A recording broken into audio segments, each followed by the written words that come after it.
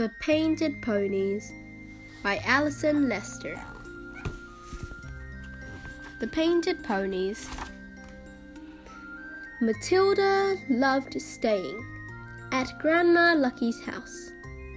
There was a pony called Luna, a ginger cat, big dog, and the painted ponies. The painted ponies were kept in a carved wagon. Inside, there was a stall for each one. The gold palomino, the chestnut, the bay, the pinto, the brown, and the dappley gray. "Why does this pony have a star?" Matilda asked Lucky one day, and Lucky told her. "When I was a girl, my family had a traveling show. We followed the sun all over the country with our clever animals. There were dogs who could play football, dancing goats, clairvoyant hens, and Hercules, the biggest horse in the world. Mother trained the animals and was the trick rider. Dad played the guitar and sang. Uncle Remy was the ringmaster, and I twirled my lasso. They called me Lucky Star." One summer, as we traveled over the Smoky Mountains, we saw 6 wild ponies playing in the shimmering grass.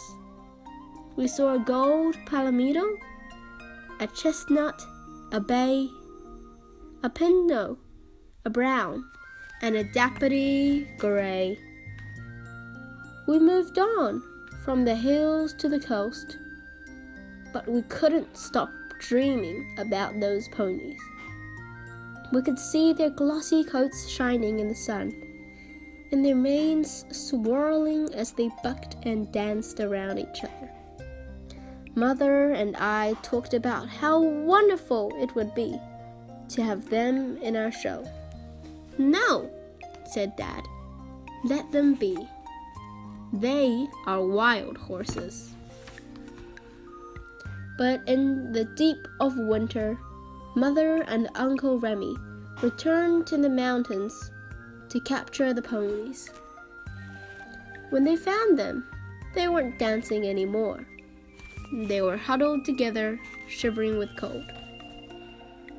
When the ponies arrived, I brushed them and combed their tangles out of their manes and tails. The gold palomino, the chestnut, the bay, the pinto, the brown, and the dappley gray. The ponies were clever and calm and easy to train. They soon became a part of our show, and I loved them all. The gold palomino took the hens for a ride, as they knew she would. The pinto loved to dance.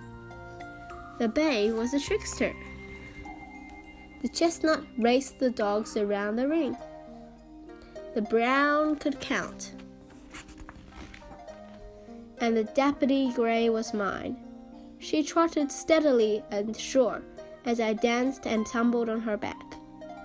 The ponies were a hit. People traveled from far away to see them. But as summer came again, I often saw the ponies looking towards the distant mountains. They loved the show, but they wanted to go home. When we reached the foothills of the mountains, ponies stamped and whinnied in their stalls. I knew what was wrong. That still moonlit light. I crept outside. The ponies were waiting for me. I patted each one, then let down the slip rails. "Go," I whispered.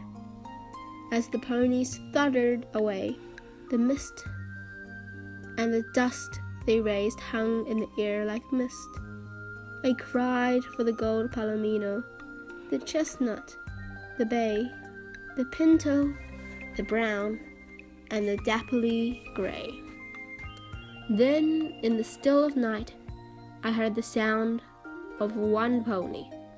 Trottling back up the road, out of the gloom came the Dappley Grey, my Dappley Grey. She came back to me.